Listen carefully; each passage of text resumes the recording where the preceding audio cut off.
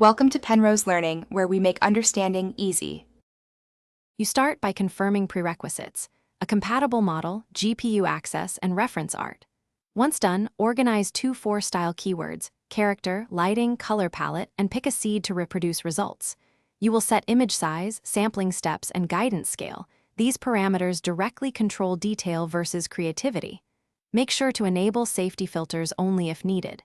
Now open your model interface, paste a concise prompt, attach references, and run a short test with 1/4 scale to iterate quickly. You now refine prompts by adding camera terms, mood, and art direction. This helps the model understand intent. Once done, change guidance scale and sampling steps to balance fidelity and creativity.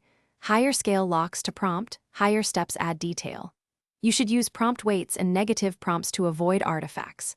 When details need fixing, apply inpainting with a mask or run several batch seeds to compare variants. Make sure to document settings so you can reproduce a favorite render precisely next time.